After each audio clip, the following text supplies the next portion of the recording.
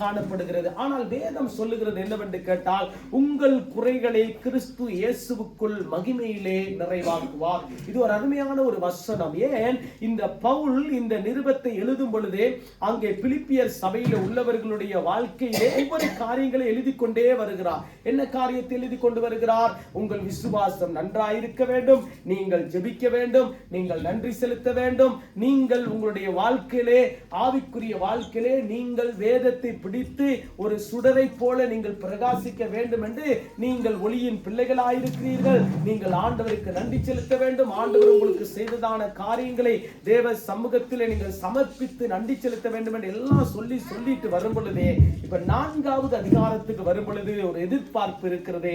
ஏனென்று கேட்டால் பாருங்க, நமக்கு ஒரு எதிர்பார்ப்பு இருக்கிறது. என்ன எதிர்பார்ப்பு இருக்கிறது? ஆண்டவர் நம்மை ஆசீர்வதிக்க வேண்டும், ஆண்டவர் நம்மை சுகப்படுத்த வேண்டும், ஆண்டவர் நம்மை விடுதலை கொடுக்க வேண்டும். உணவு காலம் இருக்கிறோம், நம்முடைய வாழ்க்கையில ஆண்டவர் ஒரு விடுதலை தர வேண்டும் என்று நம்முடைய வாழ்க்கையில் எல்லாருக்கும் ஒரு ஏக்கம் இருக்கிறது. ஆனால் இந்த விசுவாசிகளுக்கும் அதே ஒரு ஏக்கம் இருந்துச்சு. என்னன்னு கேட்டா, இவர்களும் விசுவாசிகள் தானே. அப்ப பவுல் இந்த நிருபத்தை எழுதும் பொழுது சொல்லுகிறார், நீங்கள் நான் வஸ்திரம் இல்லாத பொழுது எனக்கு வஸ்திரம் கொடுத்தீர்கள், ஆகவே நான் அங்கே ஊழியம் செய்த பொழுது எனக்கு 2-3 தடவை நீங்கள் எனக்கு பணம் அனுப்பினீர்கள், அதற்காக நான் கர்த்தரை ஸ்தோத்திரிக்கிறேன். ஆகவே அது ஒரு பொருட்டல்ல, ஆனால் கர்த்தருடைய நாமத்தை நான் உயர்த்துகிறேன். எனக்கு அநேக உபகாரங்களை நீங்கள் செய்தீர்கள். பாருங்க, அந்த சபை மக்கள் என்ன பண்றாங்க கேட்டா, பவுலுக்கு சில விதமான, நமக்கு தெரியும் பவுலுடைய சம்பவம் நமக்கு அடிக்கடி பார்த்திருக்கிறோம். அவருக்கு சாப்பாட்டுக்கு வழி இல்லாம வீட்டு வாடகையில் இருந்தவரே, கூடாரம் வேலை செய்தவர், இப்படி எல்லாம் நமக்கு தெரியும். ஆனால் இந்த சபை மக்கள் என்ன செய்யறாங்கன்னு கேட்டா, இவரை தாங்குகிறார்கள். இவரை தாங்கும் பொழுது என்ன, இவருடைய தேவைகளை இவருடைய தேவை என்ன, ஊழியத்தினுடைய தேவை என்ன, சுவிசேஷத்தினுடைய தேவை என்ன, சபை கட்டப்படுவதற்கு என்ன தேவை, இதெல்லாம் 2-3 தடவை அவர்களுக்கு உதவி செய்திருக்கிறார்கள். இப்ப பவுல் பார்க்கிறார், இந்த சபைக்கு ஆண்டுடைய வார்த்தை கொடுக்க வேண்டும். ஆனால் இந்த சபை என்ன மாதிரியா இருக்கிறது? ஒரு பக்கத்திலே இந்த சபை எப்படி இருக்கிறது? பொருளாதாரத்திலே கொஞ்சம் மடிந்து போயிருச்சு. இவருடைய வாழ்க்கை பொருளாதாரத்திலே முன்னேற்றம் இல்ல, பொருளாதாரத்திலே மேல வர முடியல. ஆனால் எனக்கு உதவி செய்திருக்கிறார்கள், கர்த்தருடைய ஊழியத்துக்கு தாங்கி இருக்கிறார்கள். ஆகவே இவர்களுக்கு நான் இயேசுவுடைய அன்பை குறித்து சொல்லி இருக்கிறேன், ஆனால் இயேசுவுடைய மகத்துவத்தை குறித்து சொல்லி இருக்கிறேன். அவருடைய மகிமை தான் இவருடைய குறைவுகளை நிறைவாக்க வேண்டும் என்று நான் சொல்ல வேண்டும் என்றுதான் இந்த அதிகாரத்தை எழுதுகிறார். இப்ப எழுதும் பொழுது பாருங்க, வசனம் சொல்லுகிறது, என் தேவன் தம்முடைய ஐஸ்வரியத்தின் படிப்பை என் தேவன் என்று சொல்லுகிறார். இப்ப என் தேவன் என்கிறதான அந்த வார்த்தையை கொஞ்சம் நாங்க ஆவியின் கண்ணோட்டத்துல பார்ப்போம். இப்ப முதலாவது நாங்கள் ஜெபிக்கும் பொழுது எப்படி ஜெபிக்கிறோம்? ஆரம்பத்துல நமக்கு பாஸ்டர் எப்படி சொல்லி கொடுத்திருப்பாரு? ஆபிரகாமின் தேவனே நான் உம்மை ஸ்தோத்திரிக்கிறேன், ஈசாக்கின் தேவனே, யாக்கோபின் தேவனே, எலியாவின் தேவனே, இப்படி ஒவ்வொருவருடைய பரிசுத்தவான்களுடைய பேரை சொல்லி சொல்லி சொல்லி நாங்க என்ன செல்வோம், அப்படியே ஜெபிப்போம். என்ன? ஆபிரகாமின் தேவன் என்னுடைய தேவன், ஈசாக்கின் தேவன் என்னுடைய தேவன், யாக்கோபின் தேவன் என்னுடைய தேவன், முற்பிதாக்களாகிய இருக்கிற இவர்களுடைய தேவன் என்னுடையது. ஏன்? அவர்கள் 3 பேரும் சரியாக ஆண்டவரை பின்பற்றினார்கள், விக்கிர ஆராதனைக்குள்ளே போகவில்லை. அவர்களுடைய வாழ்க்கை எப்படியா இருந்தது? விசுவாசத்துக்குரிய வாழ்க்கையாகவே இருந்தது. ஆகவே தான் அவர்களுடைய அந்த பெயரை நாங்கள் சொல்லி ஆண்டுடைய நாமத்தை நாங்கள் உச்சரிக்கிறோம். இது தப்பு கிடையாது. ஆனால் இங்கே பவுல் இந்த சபைக்கு சொல்லும் பொழுது சொல்லுகிறார் என்னவென்று கேட்டால், என் தேவன். அப்ப என்ன? இவர் அப்படியே தன்னுடைய வாழ்க்கையில உரிமை பாராட்டுகிறார். எதை உரிமை பாராட்டுகிறார்? என் தேவன். இதுல யாருடைய தேவன் என்பதை பார்க்கிலும் இவர் என் உள்ளத்திலே வாசம் பண்ணுகிறார். இதான் ஒரு முக்கியமான ஒரு காரியம். அப்ப என் தேவன் எனக்குள்ளே இருக்கிறபடியால், என்னுடைய அம்மா, என்னுடைய அப்பா, என்னுடைய பிள்ளை. அப்ப பாருங்க, நமக்கு தெரியும் வாடகை அம்மா அப்பாவுக்கும் வாடகை பிள்ளைகளுக்கும் சொந்த பிள்ளைகளுக்கும் வித்தியாசம் இருக்கிறது. இன்றைக்கு நமக்கு தெரியும், உலகத்துல இந்த வாடகை பிள்ளைகள் என்று பெற்றெடுக்கிறதை நாங்கள் பார்க்கின்றோம். இது விசுவாசம் இல்லாத ஒரு சந்ததி. தெரியுமே, அவர்களுடைய வாழ்க்கை அப்படியா இருக்கிறது. அவர்கள் ஓகே, அது அவர்களுடைய பார்வைக்கு அது நலமாய் இருக்கிறது. ஆனால் நம்முடைய பார்வைக்கு அது இல்லை, இருக்கட்டும். ஆனால் இங்கே வேதம் என்ன சொல்லுகிறது என்று கேட்டால், என் தேவன். அப்ப என் தேவன் என்று சொல்லும் பொழுது என்ன? ஆண்டவரை உரிமையாய் பற்றி கொள்ளுகிறார். இதுதான் நம்முடைய வாழ்க்கையில விசுவாசிக்க வேண்டிய ஒரு காரியம். இதுதான் நாம் பற்றி கொள்ள வேண்டிய ஒரு காரியம். ஆபிரகாமின் தேவன் நல்லது, ஈசாக்கின் தேவன், எலியாவின் தேவன், எலிசாவின் தேவன் நல்லது. ஆனால் அதை பார்க்கிலும் ஒரு காரியம் என்னவென்று கேட்டால், என் தேவன், அப்ப என்னுடைய ஆண்டவர் எங்கே இருக்கிறார்? உள்ளத்திலே இருக்கிறார். என்னுடைய ஆண்டவர் எங்கே இருக்கிறார்? வீட்டிலே இருக்கிறார். என்னுடைய ஆண்டவர் எங்கே இருக்கிறார்? என் பிள்ளைகள் மத்தியிலே இருக்கிறார். ஆகவே என்னுடைய ஆண்டவர் நான் ஆராதிக்கிற இடத்திலே இருக்கிறார், ஜெபிக்கிற இடத்திலே இருக்கிறார். நான் வார்த்தை தியானிக்க எப்பெல்லாம் நான் வேதத்தை நான் எடுத்து வாசிக்கிறேனோ அப்பெல்லாம் ஆண்டவர் என்னோடு கூட இருக்கிறார். எப்பெல்லாம் என் ஆண்டவர் இயேசு இயேசு என்று சொல்லுகிறேனோ அப்பெல்லாம் என் பக்கத்துக்கு வந்துகிறார். இது ஒரு முக்கியமான ஒரு காரியம். ஆண்டவரை இறுக்கி பிடித்துக் கொள்ளுகிறவருடைய வாழ்க்கைக்கு அடையாளமாகத்தான் பவுல் சொல்லுகிறார், என் தேவன் பாருங்க தம்முடைய ஐஸ்வரியத்தின்படி. இப்ப ஒன்று தம்முடைய ஐஸ்வரியத்தின்படி. இந்த ஐஸ்வர்யம் செழிப்பை மாத்திரம் சொல்லவல்ல, வேதம் சொல்லுகிறது அவர் இரக்கத்தில் ஐஸ்வர்யம் உள்ளவராயிருக்கிறார், கிருபையில் ஐஸ்வர்யம் உள்ளவராயிருக்கிறார், ஆகவே நன்மையில் ஐஸ்வர்யம் உள்ளவராயிருக்கிறார். ஆகவே அவருடைய வாழ்க்கையிலே அவர் ஆண்டவர் எப்பொழுதுமே அவர் ஐஸ்வர்யவான் தான். என்ன ஐஸ்வர்யவான்? செழிப்புக்கு மாத்திரமல்ல, கிருபையும் இரக்கமும் தயவும் இது எல்லாவற்றுக்குமே அவர் எப்படியாப்பட்டவராயிருக்கிறார்? ஐஸ்வர்யம் உள்ளவராயிருக்கிறார். அப்ப என் தேவனே, என் தேவனே, அப்ப அழகாய் சொல்லும் பொழுது என் தேவன் தம்முடைய ஐஸ்வர்யத்தின்படி உங்கள் குறைகள் எல்லாம். இப்ப சபையை பார்த்து சொல்லுகிறார், இப்ப பிலிப்பியர் சபையை பார்த்து சொல்லுகிறார், உங்களுக்கு ஒரு குறை இருக்கிறது. அது என்ன குறை?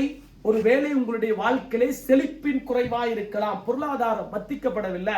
இன்னொரு பக்கம் உங்களுடைய ஆவிக்குரிய வாழ்க்கையில வறண்டு போயிருக்கலாம், வளர்ச்சி இல்லாமல் இருக்கலாம்.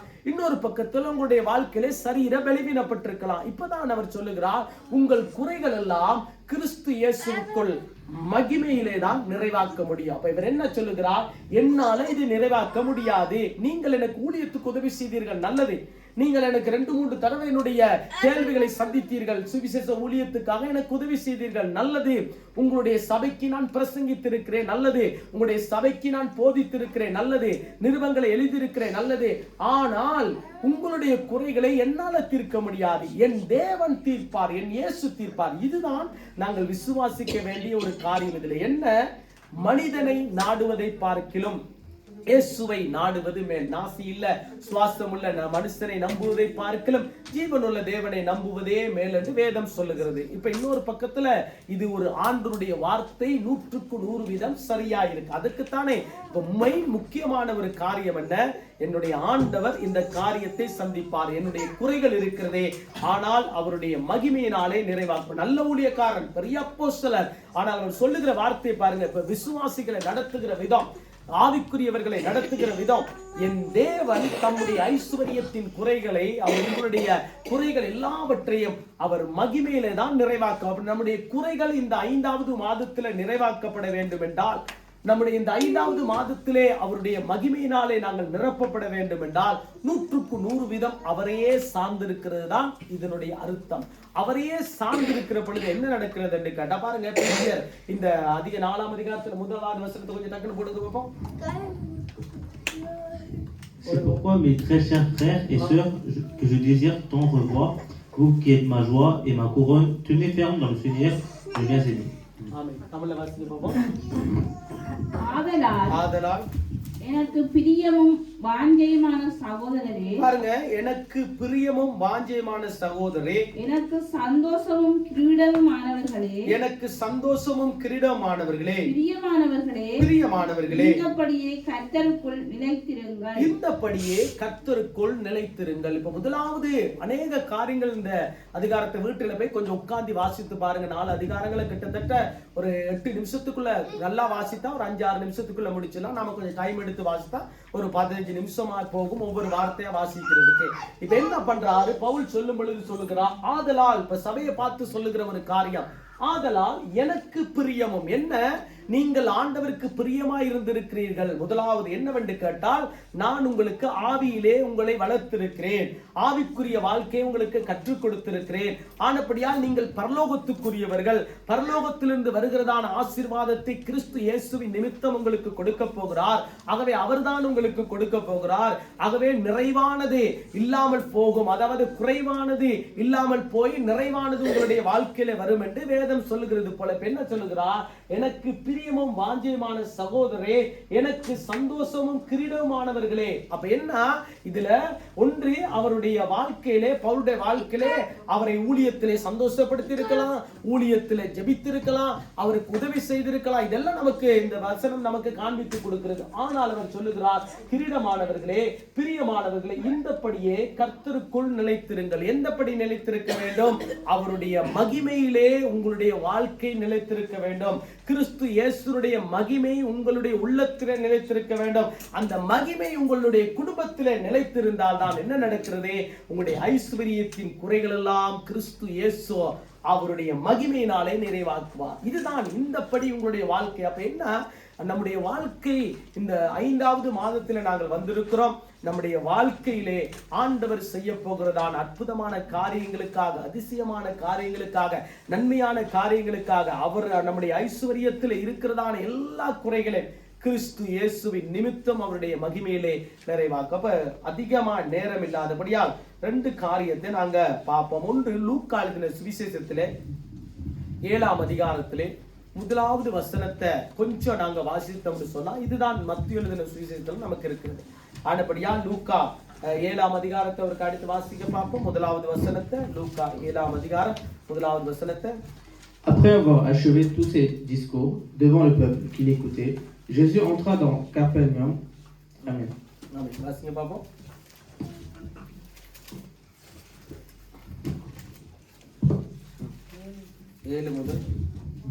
அவர் தம்முடைய வார்த்தைகளை எல்லாம் ஜனங்களுடைய காதுகள் கேட்கும்படி சொல்லி முடித்த பின்பு கப்பர்நாகூமுக்கு போனார். ஓகே, 2வது வசனம்.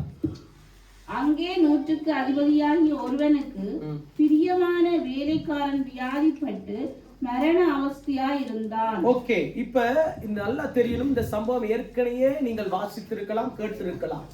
இப்ப ஆண்டவர் கப்பு நகருக்கு பிறகு, இந்த இடத்துக்கு பிறகு ஒரு அற்புதம் நடக்குது. இந்த அற்புதம் நடக்கும் பொழுது என்ன நடக்கிறது என்று கேட்டா, இந்த 100க்கு அதிபதியினுடைய அவன் நேசிக்கிற ஒரு வேலைக்காரனுக்கு வியாதி வந்துருச்சு. இந்த வியாதி சுகமாக்கப்பட வேண்டும், இந்த வியாதியிலிருந்து விடுதலையாக்கப்பட வேண்டும். ஏன்? இவனுடைய வாழ்க்கையில பெரிய ஒரு குறை என்னவென்று கேட்டால் வியாதி. வியாதி இருந்தா நமக்கு ஒரு குறை, வியாதி இருந்தா நமக்கு ஒரு பலவீனம், நடக்க முடியாது. ஆகவே நம்முடைய வாழ்க்கையில ஏதோ ஒரு பக்கத்திலே ஏதோ ஒரு காரியங்கள் நம்முடைய சரீரத்திலே பலவீனப்பட என்ன நடக்கிறதே? மனதிலே அழுத்தம் வருகிறது. அழுத்தம் வர வர வர வர என்ன நடக்கிறது? நம்முடைய வாழ்க்கையில சஞ்சலம், தவிப்பு நிறைந்து கொண்டே இருக்கும். இதுக்குத்தான் ஆண்டவருடைய வசனம் சொல்லுகிறது, கிறிஸ்து இயேசுவினுடைய மகிமையினாலே அந்த குறைவை கர்த்தர் நிறைவாக்குவார். இப்ப இதுல சக்சஸ்ஃபுல்லான காரியம் என்னவென்று கேட்டால், இந்த 100க்கு அதிபதி இவனுடைய வாழ்க்கையில என்ன, ஒரு அவனுக்கு பிரியமான ஒரு வேலைக்காரன் இருக்கா. பல பேர் அவனுடைய வீட்டுல வேலை செஞ்சிருக்கலாம், ஆனால் அவனுக்கு பிரியமான ஒரு வேலைக்காரனுக்கு வியாதி வந்து. பாருங்க, நமக்கு 3 பிள்ளை 5 பிள்ளை இருக்குது. ஒரு பிள்ளை நம்ம நேசிக்கலாம்னு வச்சுக்கொள்ளுவோமே, அந்த பிள்ளைக்கு வியாதி வந்துட்டு, வியாதி வந்தோன்னே பதற்றம், பயம், அங்கிட்டு இங்கிட்டு ஓடி அப்படியே வீட்டை 2 ஆக்குறது, அதை இதை பண்றது, என்ன செய்யறதுன்னு தெரியல, டெலிபோன் எங்க அடிக்கிறதுன்னு தெரியல, ஹாஸ்பிட்டலுக்கு அடிக்கிறதுக்கு பதிலா டாக்டருக்கு அடிக்கிறது, ராந்தேவுக்கு எடுக்கிறது பதிலா வேற எங்கேயோ நம்ம அடிச்சு போட்டுறோம். பதட்டம் நமக்கு தெரியும், அவங்க ஹாஸ்பிட்டல்ல ராந்தேவ் எடுக்கணும், ஆனா அதுக்கு வேற நம்பர் அடிச்சிரும், அங்க போனா வேற எங்கேயோ போயிடும். இது நம்முடைய வாழ்க்கையில பதற்றம் வருகிறது போல இருக்கலாம். ஆனால் வேதத்திலே பார்க்கின்ற பொழுது பாருங்க, இயேசு தெளிவாய் சொல்லுகிற ஒரு காரியம், இந்த 100க்கு அதிபதியினுடைய வேலைக்காரன் வியாதிப்பட்டிருக்கிறான், தான் நேசிக்கிறன் வியாதிப்பட்டிருக்கிறபடியால் இந்த 100க்கு அதிபதி இயேசுவை அறிந்திருக்கிறான், இயேசுவை பார்த்திருக்கிறான், ஆனால் இயேசுவை கேள்விப்பட்டிருக்கிறான், ஆனால் இயேசுவை இவனுடைய வாழ்க்கையில விசுவாசிக்கிறான், ஆனால் இவன் பின்பற்றவில்லை. வேதம் தெளிவாய் சொல்லுகிறது, இவன் இயேசுவை பின்பற்றவில்லை. ஆனால் இவனுக்கு ஒரு தேவை இருக்கிறது. என்ன தேவை இருக்கிறது? என்னுடைய வேலைக்காரன் சுகமாக்கப்பட வேண்டும். ஏனென்றால் இயேசு கலிலியா ஓரத்துக்கு போகிறார், அற்புதங்களை செய்கிறார். இங்க எருசலேமுக்கு வந்தார், அற்புதங்களை செய்கிறார். இயேசு கிறிஸ்து நன்மை செய்கிறவராய் சுற்றி திரிந்தார். இதெல்லாம் அவன் கேள்விப்பட்டிருக்கிறான். இயேசு சப்பானியை சுகமாக்கி இருக்கிறார், கண் தெரியாதவர்கள், இதெல்லாம் கேள்விப்பட்டு நல்லா அறிஞ்சிருக்கிறான். ஆனால் இவருடைய வாழ்க்கையில ஒரு விசுவாசம் இருக்கிறது. என்ன விசுவாசம்? இந்த வேலைக்காரன், என்னுடைய வேலைக்காரன் சுகமாகுவான். பாருங்க, 3வது வசனத்தை கொஞ்சம் வாசிங்க பாப்போம். 3வது வசனத்தை. அவன் இயேசுவை குறித்து கேள்விப்பட்ட போது அவர் வந்து தன் வேலைக்காரனை குணமாக்க வேண்டும் என்று அவரை வேண்டிக் கொள்ளும்படி யூதருடைய மூப்பரை அவரிடத்தில் அனுப்பினார். அடுத்து 4வது. அவர்கள் இயேசுவினிடத்தில் வந்து அவரை கருத்தாய் வேண்டிக் கொண்டு, நீர் இந்த தயவு செய்கிறதுக்கு அவன் பாத்திரனாய் இருக்கிறான். அடுத்தது 5வது. அவன் நம்முடைய ஜனத்தை நேசிக்கிறான், நமக்கு ஒரு ஜெப ஆலயத்தையும் கட்டினான் என்றார்கள். 6. அப்பொழுது இயேசு அவர்களுடனே கூட போனார். வீட்டுக்கு சமயமான போது நூற்றுக்கு அதிபதி தன் சிநேகிதரை நோக்கி, நீங்கள் அவரிடத்தில் போய், ஆண்டவரே, நீர் வருத்தப்பட வேண்டாம், நீர் என் வீட்டு வாசலுக்குள் பிரவேசிக்கிறது நான் பாத்திரன் அல்ல. வேலைக்காரனுடைய கெப்பாசிட்டி, அவனுடைய தகமை என்னவென்று கேட்டால், இப்ப நல்லா கவனிக்கணும். இப்ப வேலைக்காரன் சொல்லும் பொழுது 6வது வசனத்துக்கு வரும் பொழுது என்ன சொல்லுகிறான்? ஆண்டவர் அங்க வரும் பொழுதே சொல்லிட்டான், ஆண்டவரே நீர் என் வீட்டுக்கு வருகிறதுக்கு நான் பாத்திரன் இல்லை. ஏன்? நூற்றுக்கு அதிபதி ஒரு பாவியா இருந்திருக்கலாம், நமக்கு தெரியாது. அநியாயக்காரனாய் இருந்திருக்கலாம், நமக்கு தெரியாது. இயேசுவை அறியாத எந்த மனுஷனாய் இருந்தாலும் பாவிதான். இயேசுவை எந்த மனுஷன் முழுமையா ஏற்றுக்கொள்ளுகிறானோ அவன் பரிசுத்தவான். வேதம் அதுதான் அங்கீகரிக்கிறது, பரலோகம் அதை தான் அங்கீகரிக்கிறது. ஆனால் இவனுடைய பார்வையில என்ன நடக்கிறது? ஆண்டவர் அங்க வரும் பொழுதே சொல்லுகிறார், நீர் என் வீட்டுக்குள் உட்பிரவேசிக்க கூடாதே. அப்ப இயேசுவ வசனம் சொல்லுகிறது, அவன் கேள்விப்பட்டிருக்கிறான், அவருடைய அற்புதங்கள் அடையாளங்களை அவன் கேள்விப்பட்டிருக்கிறான். ஆனால் இவனுடைய வாழ்க்கையில ஒரு தடை, ஒன்று குறை என்னவென்று கேட்டால், இந்த நூற்றுக்கு அதிபதியில பெரிய ஒரு குறை என்னன்னு கேட்டால், இயேசு என் வீட்டுக்கு வருகிறதுக்கு நான் பாத்திரன் அல்ல.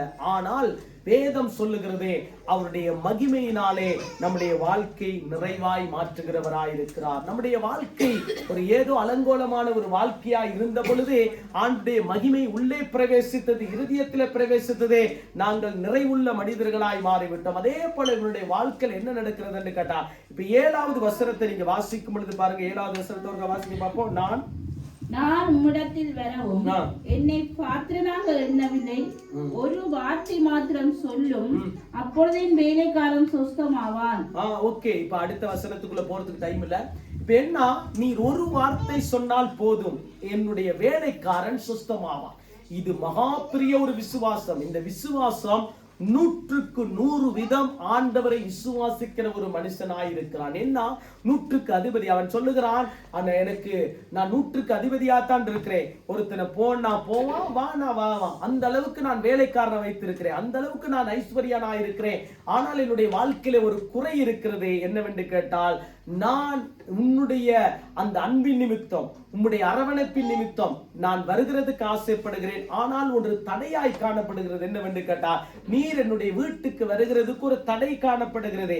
ஆனால் அந்த தடை என்னவென்று கேட்டால், அவனுடைய வாழ்க்கையில என்ன இருக்கிறது? ஒருவேளை நான் ஒன்று சொன்னது போல அவனுடைய வாழ்க்கையில என்ன இருதயத்தில் இருந்துச்சோ தெரியல, ஆனால் அவனுக்குள்ள ஒரு விசுவாசம் இருந்துச்சு. அந்த 100க்கு 100 வீதம் விசுவாசம் இருந்தபடியால் தான் அவன் சொல்லுகிறான், இதோ நீர் ஒரு வார்த்தை. இப்ப இந்த மாதத்திலே ஆண்டவர் நம்முடைய வாழ்க்கையிலே பல வார்த்தைகளை சொல்ல விரும்புகிறார். அதுதான் 66 புத்தகங்களிலும் பல வார்த்தைகள் இருக்கிறது. இப்ப 66 புத்தகங்களை வாசிக்க என்ன நடக்கிறது? ஒரு வார்த்தையில பல லட்ச வார்த்தைகள் நமக்கு கொடுக்கப்பட்டிருக்கிறது. இதை வாசிக்க என்ன நடக்கிறது? நாம் விசுவாசத்திலே கட்டப்படுகிறோம், சுகத்திலே கட்டப்படுகிறோம், விடுதலையிலே கட்டப்படுகிறோம், நன்மையிலே கட்டப்படுகிறோம். இது ஒரு பிரதானமான ஒரு காரியம். ஓகே, இருக்கட்டும். இப்ப 2வது காரியத்துக்குள்ள நாம போவோம். நீங்க எடுத்து வாசிகள் பார்ப்போம். 2 ராஜாக்களின் புத்தகம் 4ஆம் அதிகாரத்திலே, 2 ராஜாக்கள் 4ஆம் அதிகாரத்திலே 1வது வசனத்துல ஒரு வாசிக்க பார்ப்போம். 2 ராஜாக்கள் டக்குன்னு திருப்பி பார்ப்போம். 2 ராஜாக்கள்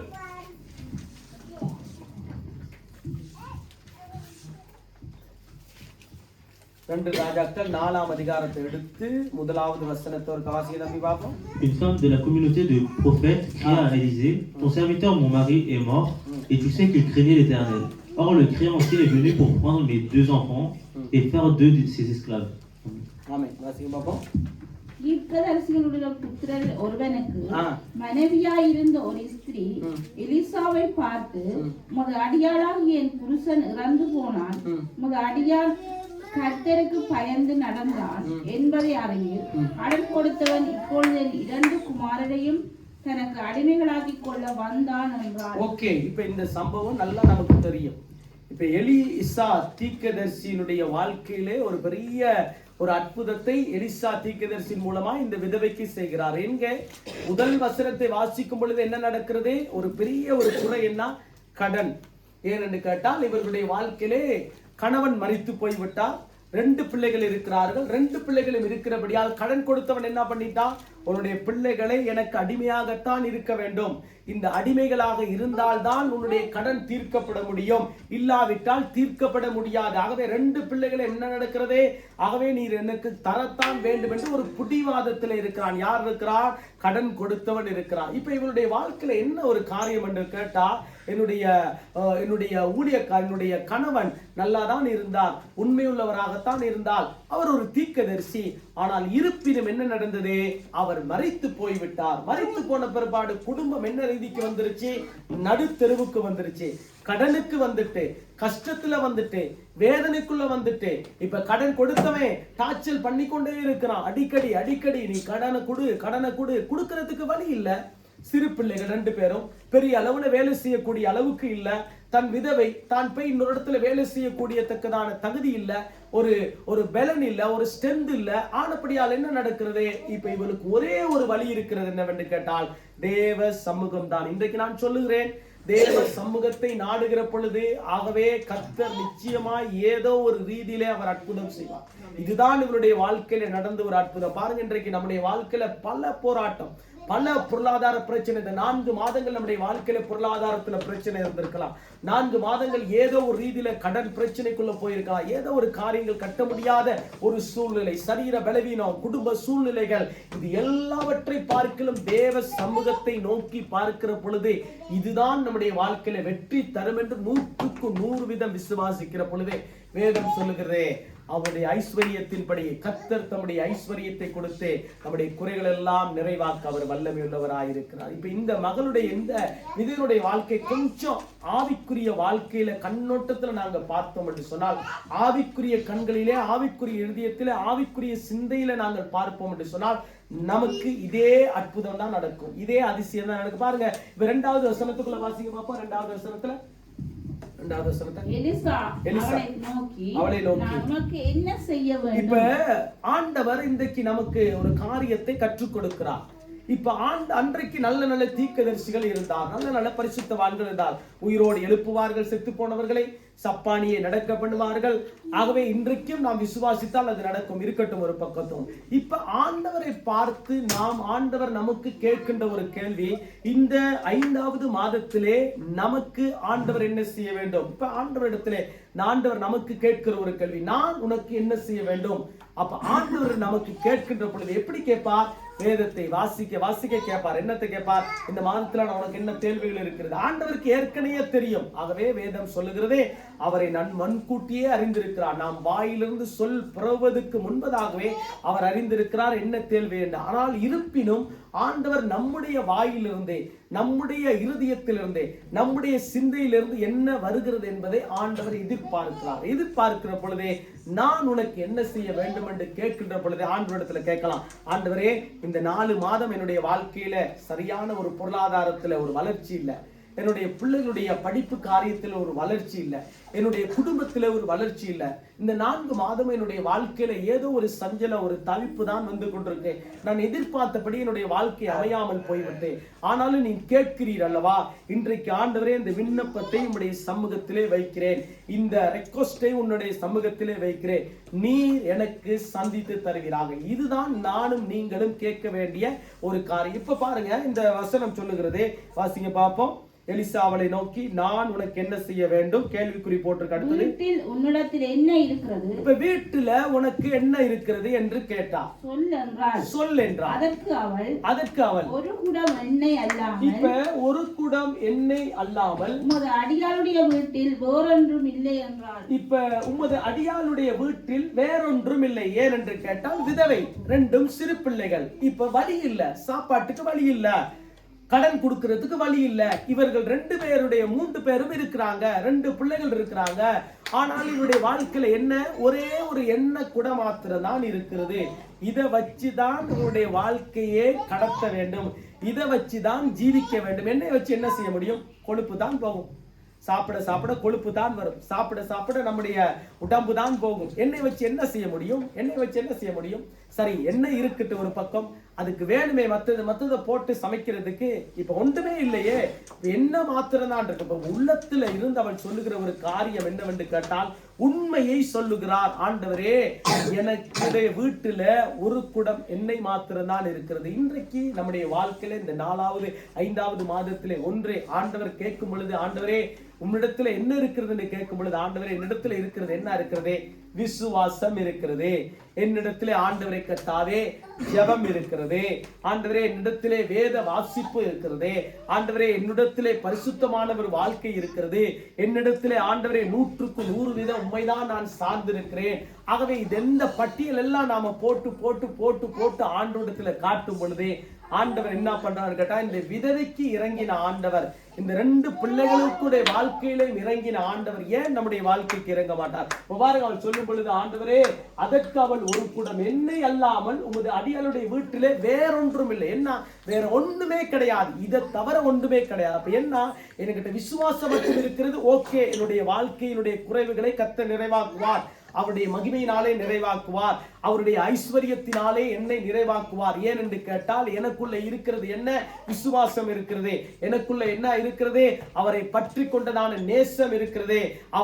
அவருடைய வார்த்தை விசுவாசிக்கிறதான அந்த கட்டத்துக்குள்ள நான் இருக்கிறேன். இது என்னுடைய வாழ்க்கையில் இருக்காண்டபடியால் என்னுடைய குறைகளை நீ நிறைவாக்க வேண்டும் என்றே நானும் நீங்களும் கேட்கிறவர்களுக்குள்ளாய் மாறிவிட வேண்டும். இப்ப அவருடைய வாழ்க்கையில பாருங்க, அடுத்த வசனத்தை வாசிக்க பார்ப்போம். 3வது வசனத்தை. அப்பொழுது அவன், நீ போய் உன்னுடைய அயல் வீட்டுக்காரர் எல்லாரிடத்திலும் அநேகம் வெறும் பாத்திரங்களை கேட்டு வாங்கி உள்ளே போய் பிள்ளைகளுடன் உள்ளே நின்று கதவை பூட்டி அந்த பாத்திரங்கள் எல்லாவற்றையும் பார்த்து நிறைந்ததை ஒரு பக்கத்தில் வையுங்கான். ஓகே, இப்ப இந்த அதிகாரத்தை நீங்க வீட்டுல போய் வாசிங்க. இப்ப இந்த 4வது வசனம் 3வது வசனத்துல பார்க்கின்ற பொழுது என்ன நடக்குதுன்னு கேட்டா, நீ வேறு வேறு இடங்கள்ல பக்கத்து வீட்டுல எல்லாம் போயிட்டு இருக்கிறதான பாத்திரத்தை கொண்டு வா. பாருங்க, அந்த நாட்கள்ல எப்படி அற்புதம் நடந்திருக்கிறது, எப்படி அதிசயம் நடந்திருக்கிறது. சாப்பாட்டுக்கு வழியில கடன்காரன் அப்படியே பிக்கிறான், தலையை பிக்கிறான். ஆக முடியல. இப்ப பார்த்தாலும் இப்ப நல்ல நேரம் அந்த நாட்கள்ல டெலிபோன் இல்ல. இன்றைக்கு மாதிரி டெலிபோன்றது போச்சு, அவ்வளவுதான். ஆகவே கடன்காரன் பிக்கிறான் முடியல. சகோதரிக்கு முடியல, விதவைக்கு முடியல. ஆனால் இவர்கள் ஒன்று ஆண்டவருடைய இருதயத்தை பார்க்கிறார், இவருடைய விசுவாசத்தை பார்க்கிறார், இவருடைய ஒப்பு கொடுத்தலை பார்க்கிறார். அப்ப தேவ சமூகத்திலே எலிசாவினிடத்திலே கேட்கின்ற பொழுது, என்கிட்ட ஒன்றுமே இல்லை ஆண்டவரே, என்கிட்ட ஒன்றுமே இல்லை, அவ்வளவுதான், என்கிட்ட ஒன்றுமே இல்லை. இதோ என்கிட்ட இருக்கிறது ஒன்றே ஒன்று, ஒரு குடம் எண்ணெய் மாத்திரம். அப்பதான் எலிசா சொல்லுகிறார், நீ அங்கங்க இருக்கிறதான எண்ணெய் அங்கங்க பக்கத்து வீட்டுல எல்லாம் போயிட்டு கொண்டு வா, பாத்திரத்தை கொண்டு வா. நிரப்புகிறார். நிரப்பும் பொழுது பாருங்க, ஒரு காரியம் நடக்கிறதே. அவன் 5வது வசனத்தை வாசிங்க பார்ப்போம். அவனிடத்திலிருந்து போய் அந்த பிள்ளைகளுடன் கதவை பூட்டிக் கொண்டு இவர்கள் பாத்திரங்களை அவளிடத்தில் கொடுக்க அவள் அவைகளில் பார்த்தாள். அந்த பாத்திரங்கள் நிறைந்த பின் அவள் தன் மகன் ஒருவனை நோக்கி, இன்னும் ஒரு பாத்திரம் கொண்டு வா என்றாள். அதற்கு அவன், வேற பாத்திரம் இல்லை என்றான். அப்பொழுது எண்ணெய் நின்று போயிற்று. அவள் போய் தேவனுடைய மனுஷனுக்கு அதை அறிவித்தாள். அப்பொழுது அவன், நீ போய் அந்த எண்ணெயை விட்டு கடனை தீர்த்து நீங்களை கொண்டு நீயும் உன் பிள்ளைகளின் ஜீவனம் பண்ணுங்கள் என்றான். இப்ப பாருங்க, 7வது வசனம் தான் மிக முக்கியமான ஒரு வசனம். முதல் வசனத்தை பார்க்கின்ற பொழுது வாழ்க்கை கடன்காரியாய் இருக்கிறார், கஷ்டப்பட்டவளாய் இருக்கிறார், வறுமை கோட்டுக்குள்ள இருக்கலாம், மேல வர முடியாத ஒரு சூழ்நிலை. ஆனால் இவளுக்குள்ள இருந்ததான அந்த ஒரே ஒரு எண்ணெய் குட மாத்திரம் தான் இருந்துச்சு. அப்ப நமக்கிட்ட இந்த மாதம் முழுவதிலும் நம்மை நடத்துகிறதுக்கு ஒரு விசுவாசம் தேவை. ஆண்டவரை பற்றி கொள்ளுகிற ஒரு விசுவாசம் தேவை. தேவனுடைய வார்த்தை விசுவாசிக்க வேண்டும். தேவனுடைய வார்த்தை 100% அதிலே சார்ந்திருக்க வேண்டும். ஆகவே ஜெபத்திலே சார்ந்திருக்க வேண்டும், வேத வாசிப்பிலே சார்ந்திருக்க வேண்டும். இதெல்லாம் ஆண்டவர் பார்த்து பார்த்து என்ன பண்ணுகிறான்னு கேட்டா, இந்த 5வது மாதம் எது எது நம்முடைய வாழ்க்கையிலே குறைவுகளாய் காணப்படுகிறோம். விதவினுடைய வாழ்க்கையில என்ன குறை? கடன் பிரச்சனை. இந்த கடனை தீர்க்கிறதுக்கு என்ன பண்ணுகிறார் ஆண்டவர்? பரத்திலிருந்து ஒரு அற்புதமான காரியங்கள் எலிசா தீர்க்கதரிசி மூலமாய் செய்கிறார். எல்லா குடங்களும் நிரப்பப்பட்டுருச்சு, எல்லா குடங்களிலும் என்ன வந்துருச்சு. அப்பதான் அவர் ஒரு காரியத்தை சொல்லுகிறார், இதை நீயும் விற்று அதுக்கு பிறகு உன்னுடைய பிள்ளையும் நீங்களும் என்ன பண்ணுங்க, ஜீவனம் பண்ணுங்கள். அப்ப நம்மை ஆண்டவர் இந்த 5வது மாதத்திலே ஜீவனம் பண்ணுகிறதுக்கு, நம் வாழுகிறதுக்கு ஆண்டவர் நமக்கு தேவையான காரியங்களை சந்திப்பார். ஆகவே நாம் விசுவாசித்து நம்முடைய வாழ்க்கையில இருக்கிறதான எல்லா குறைவுகளும் அவருடைய சமூகத்திலே வைக்கின்ற பொழுதே அவர் நம்மை நிறைவாய் நடத்துகிறதுக்கு போதுமானவராய் இருக்கிறப்ப யோவான் எழுதின சுவிசேஷத்தை நீங்க வீட்டில போய் வாசித்து பார்ப்பீர்கள் சொன்னா 2வது அதிகாரம். இந்த 2வது அதிகாரத்துக்கு வரும் பொழுது ஒரு அற்புதம் நடக்கிறது. என்ன அற்புதம் நடக்கிறது? கானாவூர் கல்யாணத்தில் என்ன நடக்கிறது? திராட்சை ரசம் குறைந்து போய்விட்டது. இப்ப திராட்சை ரசம் குறைந்து போனவுடனே என்ன நடக்கிறது என்று பார்த்தோம் சொன்னா, இந்த 2வது அதிகாரத்துல நீங்க வீட்டுல போய் வாசிப்பீர்கள் சொன்னா, இப்ப இயேசு கிறிஸ்து தாயும் அவருடைய சீசர்கள் எல்லாரும் எங்க அழைக்கப்பட்டிருக்கிறார்கள்? கல்யாண வீட்டுக்கு விசேஷித்த ஒரு கெஸ்டாய் அழைக்கப்பட்டிருக்கிறார்கள். இப்ப அழைக்கப்பட்ட பிறகு என்ன நடக்கிறது? கல்யாண வீட்டுல குறை வந்துட்டா உங்களுக்கு தெரியுமா? கல்யாண வீட்டுல எல்லாம் சரியா இருக்கும் என்று நாங்கள் சொல்லவே முடியாது. ஏதோ ஒரு குறை வந்துட்டா என்ன நடக்கிறது? அவ்வளவுதான், அது பெரிய ஒரு பிரச்சனையா வந்துடும். பொண்ணு வீட்டுக்காரங்க ஒரு பக்கம் பிரச்சனை, மாப்பிள்ளை வீட்டுக்காரங்க ஒரு பிரச்சனை, 2 சம்மதிமாரும் ஒரே அடிப்பானா தான் இருக்கு. ஏன்? நம்முடைய வாழ்க்கையில நாங்க பாக்குறோம் தானே, கல்யாண வீட்டுல குறை வந்தா எவ்வளவு பிரச்சனை. அதே போல இங்க என்ன நடந்துருச்சு? பெரிய ஒரு குறை. என்ன குறை? திராட்சை ரசம் பரிமாறிக்கிட்டு இருக்கும் பொழுது திராட்சை ரசம் முடிஞ்சு போயிட்டு, சாப்பாடு போட்டுக்கிட்டு இருக்கும் பொழுது பிரியாணி முடிஞ்சு போயிட்டு. என்ன பண்றது? சரி, ஓகே, தயிர் தான் முடிஞ்சு போயிட்டுனாலும் பரவாயில்ல, ஏதோ சமாளிச்சிடலாம். சரி, கத்திரிக்காய் கறி தான் முடிஞ்சு போயிட்டா ஏதோ சமாளிச்சிடும். Right, okay. அப்படி மிஞ்சி போனா கட்லெட்டே முடிஞ்சு போயிட்டா, ஐயா அது முடிஞ்சு போயிட்டு ஒரு லிமிட்டுக்கு கொண்டு வந்து 2-3 பிள்ளைகள் கூட சாப்பிட்டுச்சு, என்ன செய்யறது? வழியில முட்டை, ரைட், ஓகே. அதுக்கு அவிக்கிற டைம்ல ஏதோ ஒன்று உடஞ்சிட்டு சமாளிச்சிருவோம்னு வச்சுக்கொள்ளும். ஆனா இங்கே பிரதானமானது யூதர்கள் அவர்கள் வந்து என்னவென்று கேட்டால் இந்த திராட்சை ரசத்தை அவர்கள் குடிக்கிறவர்களாய் இருந்தார்கள். ஏன்? அவர்களுடைய அந்த திருமணத்துக்கு அது வெல்கம் ட்ரிங்க்னு சொல்வார்கள். இங்க இலங்கையில் இந்தியாவில் தெரியும் நமக்கு, வெல்கம் ட்ரிங்க்னு ஒன்று கொடுப்பார்கள். போன உடனே கல்யாணத்துக்கு போன உடனே நம்ம வெயில்ல போகும்பொழுது நம்மளை கொஞ்சம் கூல்படுத்துறதுக்கு, நம்மளை சரிப்படுத்துறதுக்கு வெல்கம் ட்ரிங்க்னு சொல்வார்கள், கொடுப்பார்கள். அதே போல அங்க என்ன நடந்துச்சு? திராட்சை ரசம் முடிஞ்சு போயிடுச்சு. முடிஞ்சு போன கலவரங்கள், பெரிய ஒரு போராட்டத்துக்குள்ள இருக்கிறார்கள், பெரிய ஒரு பிரச்சனைகள் இருக்கும் பொழுதே ஒரு காரியத்தை ஆண்டவர் செய்கிறார். நல்லா கவனிக்கணும். இயேசு கிறிஸ்து முதலாவது அற்புதத்தை எங்கே செய்தார் என்று கேட்டா நாம் என்ன சொல்லுவோம்? கானாவூர்ல செய்தார்.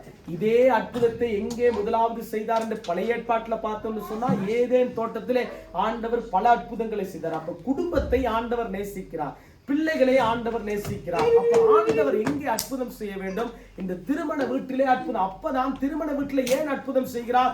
நல்லவர்கள் வருவார்கள், பொல்லாதவர்கள் வருவார்கள், ஆண்டவரை அறிந்தவர்கள் வருவார்கள், அறியாதவர்கள் வருவார்கள், ஆண்டவரை விசுவாசித்தவர்கள் வருவார்கள், விசுவாசிக்காதவர்கள் வருவார்கள். இங்க எல்லாம் கூடுகிற ஒரு இடம் எங்கேயா இருக்கிறது? திருமண வீடா இருக்கிறது. எல்லாருக்கும் அழைப்பு. நல்லவர்கள், கெட்டவர்கள், பணக்காரர்கள், ஏழைகள் எல்லாரும் வந்து போகிற ஒரு இடத்தை எங்கே ஆயத்தப்படுத்தி இருக்கிறது? ஒரு திருமண வீடு. திருமண வீடு என்று சொல்லும் பொழுது சந்தோஷமாய் வருவார்கள், மகிழ்ச்சியாய் வருவார்கள், எதிர்பார்ப்போடு வருவார்கள், சாப்பாடு நல்லா கிடைக்கும் என்று வருவார்கள், நல்ல கல்யாணத்தை பார்த்து சந்தோஷப்படலாம் என்று வருவார்கள். ஆனா வர்ற இடத்துல என்ன நடக்கிறது? பெரிய ஒரு குறை வந்தோன்னு அந்த குறைக்கு பாருங்க, ஆண்டவர் இயேசு எவ்வளவு பெரிய ஒரு அற்புதத்தை செய்திருக்கிறார். நீங்கள் வாசிக்க பாப்போம் 3வது வசனத்தை மாத்திரம் இருக்க வாசிக்க பாப்போம் 3வது வசனத்தை. Le vin ayant manqué, la mère de Jésus lui dit, ils n'ont plus de vin. 4வது வசனம் வாசிக்க பாப்போம் 4-5. Jésus lui répondit, femme, qu'il y a-t-il entre moi et toi? Mon heure n'est pas encore venue. Sa mère dit au serviteur, faites ce qu'il vous dira. Amen. திராட்சரசம் குறைபட்ட போது இயேசுவின் தாய் அவரை நோக்கி அவர்களுக்கு திராட்சரசம் இல்லை என்றார். அவர்களுக்கு திராட்சரசம் இல்லை என்றால் அதற்கு இயேசு ஸ்திரியே எனக்கும் உனக்கும் என்ன, என் வேலை இன்னும் வரவில்லை என்றார். என் வேலை இன்னும் வரவில்லை என்றார். அந்த வேலை தான் என்ன நடக்கிறது என்று கேட்டால், இந்த 5வது மாதம் நம்முடைய வாழ்க்கையினுடைய குறைவுகளை நிறைவாக்குகிறதுக்கு, நம்முடைய பொருளாதாரத்தின் தேவைகளை சந்திக்கிறதுக்கு, நமக்கு சுகம் கிடைக்கிறதுக்கு, நம்முடைய வாழ்க்கையிலே முன்னேறி செல்லுகிறதுக்கு இந்த 5வது மாதம் எப்படியாப்பட்ட ஒரு மாதமாய் இருக்கிறதே அவருடைய வேலையாய் இருக்கிறது. இயேசுனுடைய வேலை என்ன? இந்த மாசத்துல நமக்கு அற்புதம் செய்ய வேண்டும். இயேசுனுடைய வேலை என்ன? இந்த மாசத்துல நம்முடைய குடும்பத்திலே அவருடைய மகிமை நிறைவாக்கப்பட வேண்டும். உங்கள் ஐஸ்வரியத்தின் குறைகளை கிறிஸ்து இயேசுவுக்குள் மகிமையிலே நிறைவாக்குவேன் என்று ஆண்டுடைய வார்த்தை சொல்லுகிறது. அது இந்த 5வது மாதம் நிறைவுபடும். இதுக்குத்தான் 11வது வசனத்தை நீங்கள் பார்ப்பீர்கள் என்று சொன்னால், இதுல 11வது வாசிக்க நம்ம பார்த்து முடிப்போம். Tel fut à Cana en Galilée le premier des miracles que fit Jésus. Il manifesta sa gloire et ses disciples crurent en lui. Amen. அதை வாசிங்க பாப்போம். இவ்விதமாக இயேசு இவ்விதமாக இயேசு இந்த முதலாம் அற்புதத்தை கலிலேயாவில் உள்ள கானா ஊரில் செய்து, இப்ப பாருங்க, இவ்விதமாக இயேசு இந்த முதலாவது அற்புதத்தை கலிலியாவில் உள்ள கானா ஊரிலே செய்து தம்முடைய மகிமையை வெளிப்படுத்தினார். தம்முடைய மகிமையை வெளிப்படுத்தினார். இப்ப இயேசுனுடைய மகிமை எங்கே வெளிப்படுகிறது? திருமண வீட்டிலே முதலாவது வெளிப்படுகிறது. இப்போ உள்ள திருமண வீட்டுல போயிட்டு மகிமையை வெளிப்படுத்தி தான் பாருங்களேன், மகிமையை எதிர்பார்த்து தான் பாருங்களேன், டான்ஸும் பாட்டும் ரொம்ப கஷ்டமா போயிடும். நமக்கு தெரியும், நம்ம ஆவிக்குரிய திருமண வீட்டுகளுக்கே நாங்களே போகாம விட்டுட்டோம், நெருங்கிய உறவுக்காரங்க வீட்டுக்கே போகாம விட்டுட்டோம். ஏனென்றால் ஒரு ஸ்டாண்டர்டுக்கு பிறகு பிள்ளைகளுக்கு பதில் சொல்ல முடியல, பிள்ளைகளுக்கு அந்த காரியங்களை கற்றுக் கொடுக்க முடியல. ஏன் அதை குறித்து பெரிய சப்ஜெக்டே பேசலாம். ஆனால் இந்த கல்யாணம் எப்படியாப்பட்ட கல்யாணம்? தேவனுடைய மகிமை வெளிப்பட்ட கல்யாணம். அப்ப இயேசு இருக்கிற வீட்டுல என்ன நடக்கிறது? சந்தோஷம். இயேசு இருக்கிற கல்யாண வீட்டுல என்ன நடக்கிறது? குறைவுபடாது.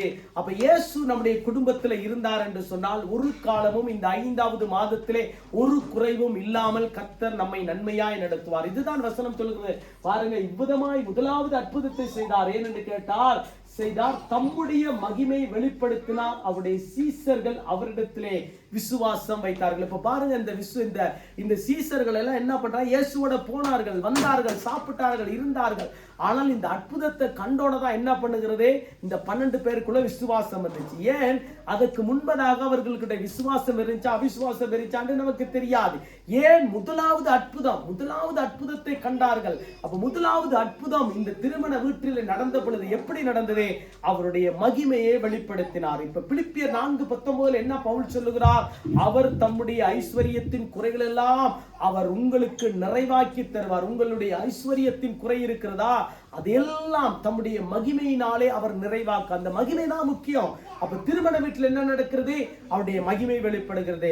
இப்ப எலிசா ஜெபித்தபடி எலிசா அந்த வீட்டுக்கு போய் அந்த விதவினுடைய வீட்டில் என்ன நடந்துச்சு? மகிமை வெளிப்பட்டுச்சு. ஏன்? கர்த்தராகிய இயேசு கிறிஸ்துவின் மகிமை வெளிப்பட என்ன நடக்கிறது? பொருளாதாரம் தடை, கடன், கஷ்டம். ஆகவே அவருடைய வாழ்க்கை எந்த சூழ்நிலைக்கு போகிறது என்று தெரியல. 2 பிள்ளைகளை வச்சுக்கொண்டு எங்க போறது என்று தெரியல. ஒரு சஞ்சலம் நிறைந்த வாழ்க்கை, ஒரு தவிப்பு நிறைந்த வாழ்க்கை. ஆனால் கர்த்தருடைய மகிமை வெளிப்பட்டது. என்னை அப்படியே குடங்குடமா நிரம்பிச்சு. பாருங்க எவ்வளவு பெரிய அற்புதம். இதெல்லாம் நாம விசுவாசிக்கணும். ஏன் வேதத்தில் இந்த வார்த்தை நமக்கு சொல்லப்பட்டிருக்கிறது? விசுவாசித்து தரிசித்து நடக்கிறதுக்கு, விசுவாசித்து ஆண்டவரை நேசித்து நடக்கிறதுக்கு. இப்ப இந்த 12 சீசர்கள் பாருங்க, நல்ல ஆட்கள் 12 சீசர்களும். ஆனால் இந்த முதலாவது அற்புதத்தை கண்டார்கள், இயேசுவை விசுவாசித்தார்கள் என்று சொல்லுகிறது. இப்ப நம்முடைய குடும்பத்துல பல அற்புதங்கள் நடந்திருக்கிறது. பாருங்க, நம்முடைய வாழ்க்கையில பிள்ளைகளுக்கு அற்புதம், எனக்கு அற்புதம், உங்களுக்கு அற்புதம். இப்ப இயேசுவை ஏற்றுக்கொண்டதே பெரிய ஒரு அற்புதம். பெரிய ஒரு காரியம் என்னவென்று கேட்டால் ரட்சிப்பே பெரிய ஒரு அற்புதம். இந்த ரட்சிப்பின் மகிமையை ஆண்டவர் கொடுத்தது இதை பார்க்க வெளியேற பெற்ற ஒரு அற்புதம் இந்த பூமியில. ஆனால் ரட்சிப்பு கிடைத்து விட்டால் மற்ற எல்லாவற்றையும் ஆண்டவர் இலவசமாய் நமக்கு தருகிறவராய் இருக்கிறார். முதலாவது தேவனுடைய ராஜ்யத்தை, தேவனுடைய நீதியின் தேடுங்கள், அப்பொழுது இவைகள் எல்லாம் உங்களுக்கு என்ன நடக்குது? கூடவே கொடுக்கப்படும். அப்ப என்ன எக்ஸ்ட்ரா? பாருங்க, கடைக்கு போனோம், கடந்த நாட்கள் இலங்கைக்கு போயிருந்தேன். அப்ப எக்ஸ்ட்ரா சொல்லுவாங்க, ஒரு உடுப்பு எடுத்தா அடுத்த உடுப்பு உங்களுக்கு ஒப்பர் போட்டு தருவோம். ஒரு உடுப்பு எடுத்தா 50 வீதம் போட்டு தருவோம். இங்கேயும் அதே மாதிரி இருக்குது. இப்ப இலங்கையில அதை விட கூட வந்துருச்சு. 1 எடுத்தா 2 ஃப்ரீ. பாருங்க, 1 எடுத்தா 2 ஃப்ரீ. அது அல்ல. ஆனால் இங்கே இயேசுவினுடைய அந்த ரட்சிப்புக்குள்ள நாம் இருந்துட்டோம்னு சொன்னா, அவருடைய மகிமைக்குள்ள நாங்கள் இருந்துட்டோம்னு சொன்ன என்ன நடக்கிறது? 1 அல்ல 2 அல்ல, எதெல்லாம் இந்த 5ஆம் மாசம் கேட்கிறோமோ அதெல்லாம் ஆண்டவர் நமக்கு தருகிறவராக. அதாகவே சில நேரங்கள்ல நம்ம உடுப்பெடுக்க போற இடங்கள்ல ஒப்பர்ன்னு சொல்லுவாங்க தான். ஆனா தேடி பார்த்தா அது ஒஃபரா இருக்காது. ஏதோ ஒரு கள்ளத்தனத்தை பண்ணி நம்ம கிட்ட கொடுத்துருவாங்க, நமக்கு தெரியும். ஆனபடியா நம்முடைய கண்கள் என்ன பண்ணுகிறது? மறைஞ்சு போயிடும். கொஞ்ச நாளைக்கு பிறகு அதை பார்த்தோம்னு சொன்னா, ஐயோ விலை கொடுத்து வாங்கிட்டோமோ, ஐயோ அந்த கடையில போய் ஏமாந்துட்டோமோ. ஆனால் இயேசு அப்படியானவர் அல்ல. இயேசு அவருடைய மகிமையினாலே நம்மை நிறைவாக்குவாகவே. இந்த நாளிலே, இந்த 5வது மாதத்திலே கர்த்தருடைய மகிமையினாலே நம்மை நிறைவாக்கி, நம்முடைய வேலையில ஒருவேளை நமக்கு கடன் பிரச்சனைகள் இருக்கலாம், கஷ்டங்கள் இருக்கலாம், அல்லது நம்முடைய வாழ்க்கையிலே வியாதிகள் இருக்கலாம், ஏதோ இந்த 4 மாதங்கள் நம்முடைய வாழ்க்கையில சில காரியங்கள் சந்திக்கப்படாமல் இருக்கலாம், பிள்ளைகளுடைய தேர்வுகள் இருக்கலாம். ஆனால் நாம் ஒன்றை கற்றுக்கொள்ள வேண்டும் என்று கேட்டால், அன்றைக்கு 100க்கு அதிபதியினுடைய வேலைக்காரன் வியாதியாய் பெற்ற பொழுது அவரிடத்தில் ஒரு விசுவாசம் இருந்துச்சு. என்ன விசுவாசம் இருந்துச்சு? நீர் ஒரு வார்த்தை சொன்னால் என் வேலைக்காரன் சுஸ்தமாவான். ஆகவே இன்றைக்கு நாம் விசுவாசிக்க வேண்டிய ஒரு காரியம், பிலிப்பியர் 4:19 நீ சொன்னீரே, இந்த வார்த்தையை நான் 100க்கு 100 பிடித்துக் கொள்கிறேன் ஆண்டவரே, உங்கள் ஐஸ்வரியத்தின் குறைகளை கிறிஸ்து இயேசுவுக்குள் மகிமையிலே நிறைவாக்குவேன் என்று சொன்னீரே. நான் அந்த வார்த்தையை பிடிச்சு. இரண்டாவது ஒரு காரியத்தை பார்த்தோம். 2 ராஜாக்களின் புத்தகம் 4வது அதிகாரத்திலே விதவை, 2 பிள்ளைகள், கஷ்டம், வறுமை கோட்டுக்குள்ள இருக்கிறது, வெளியே போக முடியல, கடன், ஒரு செங்காரன் தீர்க்கதரிசி, ஆனா கடன், கஷ்டம். ஆனால் அதை ஆண்டவர் குறைவுள்ள வாழ்க்கையிலே நிறைவாக மாற்றினா நமக்கு தெரியும். 3வது கானாவூர் கல்யாணம். இது குடும்பத்துக்கு அற்புதம், பிள்ளைகளுக்கு அற்புதம், கணவன் மனைவிக்கு அற்புதம். நம்முடைய குடும்பத்திலே ஒரு அற்புதம் நடக்க வேண்டும். நம்முடைய இந்த மாதம் நம்முடைய குடும்பத்திலே அற்புதம், பிள்ளைகள் கணவன் மனைவிக்குள்ள அற்புதம். ஆகவே நம்முடைய வாழ்க்கையில பெரிய காரியங்களை கர்த்தர் செய்ய வேண்டும். கானாவூர் கல்யாணத்திலே ஆண்டவர் அற்புதம் செய்தார். எதனால் செய்தார்? அவருடைய மகிமையை வெளிப்படுத்தினார். இங்க என்ன நடக்கிறது? சீசர்கள் அவரை விசுவாசித்தார்கள். இன்றைக்கு நாங்கள் இந்த அற்புதத்தை விசுவாசிக்கிற பொழுது ஆண்டவர் இந்த 5வது மாதத்திலே நம்முடைய வாழ்க்கையில் எல்லா தேவைகளை சந்திக்கிறதுக்கு அவர் போதுமானவராயிருக்கிறார். கண்களை மூடி நாம் ஜெபிப்போம். பரிசுத்தமான நல்ல பிதாவே, இந்த அருமையான இந்த நல்ல வேலைக்காக உமக்கு நன்றி செலுத்துகிறோம் ஐயா. இந்த நாளிலே ஆண்டவரே கர்த்தாவே, ஒவ்வொரு காரியங்களையும் ஆண்டவரே உம்முடைய சமூகத்திலே ஆண்டவரை நாங்கள் பார்த்தோம் ஐயா. முதலாவது ஆண்டவரே கர்த்தாவே, அந்த வேலைக்காரன் ஆண்டவரே இடத்திலே ஒரு விசுவாசம் உள்ள ஒரு மனுஷனாய் இருந்தான். இதோ 100க்கு அதிபதியாய் இருந்த அவன் ஒரு வார்த்தை சொல்லும் ஆண்டவரே, என் வேலைக்காரன் சொஸ்தமாவான் என்று சொல்லுகிறது போல இன்றைக்கு நாங்கள் உரிமையோடு சொல்லுகிறோம், என் தேவனை நாங்கள் விசுவாசிக்கிறோம், என் இயேசுவை நாங்கள் விசுவாசிக்கிறோம். இன்றைக்கு கூடி வந்திருக்கிறதான ஒவ்வொருடைய வாழ்க்கையிலும் ஆண்டவரே அற்புதம் நடப்பதாக. ஆண்டவரே, எலிசா அந்த வீட்டிலே போன பொழுது ஆண்டவரே ஒன்றுமில்லை அந்த விதவினுடைய வாழ்க்கையிலே, ஒரே ஒரு குடம் எண்ணெய் மாத்திரம் இருந்துச்சு. ஆனால் கர்த்தர் அற்புதம் செய்தார், அதை வைத்து அற்புதம் செய்தார். இன்றைக்கு எங்களுடைய வாழ்க்கையில விசுவாசம் இருக்கிறதே, ஜெபம் இருக்கிறதே, பரிசுத்தம் இருக்கிறதே, வேத வாசிப்பு இருக்கிறதே. இதை நிமித்தம் ஆண்டவரே நீர் அற்புதம் செய்வீராக, இதை நிமித்தம் நீர் அற்புதம் செய்வீராக. ஆண்டவரே, இதோ கானாவூர் கல்யாணத்திலே முதல் அற்புதத்தை செய்தீர் ஆண்டவரே. இன்றைக்கு எங்களுடைய வாழ்க்கையில பல அற்புதங்களை செய்திருக்கிறேன். ஆனால் இந்த 5வது மாதத்திலே ஆண்டவரே உம்முடைய மகிமை வெளிப்பட வேண்டும். வந்திருக்கிறவருடைய ஒவ்வொரு குடும்பத்தினுடைய மகிமை ஆண்டவரே, வந்திருக்கிற ஒவ்வொரு பிள்ளைகளுடைய வாழ்க்கையிலுடைய மகிமை, குடும்பத்திலே கணவன் மனைவிக்குள்ளே பிள்ளைகளுடைய வாழ்க்கையிலே ஆண்டவரே மகிமை வெளிப்படும்படியாக ஜெபிக்கிறேன். இதோ ஆண்டவரே கர்த்தாவே, உங்கள் ஐஸ்வரியத்தின் குறைகளை கிறிஸ்து இயேசுவுக்குள் மகிமையிலே நிறைவாக்குவேன் என்று இன்றைக்கு அந்த வசனத்தை தியானித்தோம். அந்த மகிமை ஆண்டவரே கானாவூர் கல்யாணத்திலே வெளிப்பட்டதே, விதவினுடைய வீட்டிலே வெளிப்பட்டதே, வேலைக்காரன் வீட்டிலே வெளிப்பட்டதே. ஆண்டவரே, இன்றைக்கு ஆண்டவர் அந்த காரியங்களை செய்யும்படியா இந்த மாதம் முழுவதிலும் ஆண்டவரே எங்கள் வாழ்க்கையில அற்புதங்களை செய்வீராக, அதிசயங்களினால் நடத்தும்படியாய், பொருளாதார காரியத்தை வர்த்திக்க பண்ணுவீராக, சரீர சுகத்தை ஆண்டவரே பலத்தையும் ஆரோக்கியத்தை கற்றுக் கொடுப்பீராக, ஜெப தேர்வுகள் சந்திக்கப்படும்படியா இயேசு கிறிஸ்துவின் நாமத்தினாலே ஜெபிக்கிறோம் நல்ல பிதாவே. ஆமென். திருவந்துக்குள்ள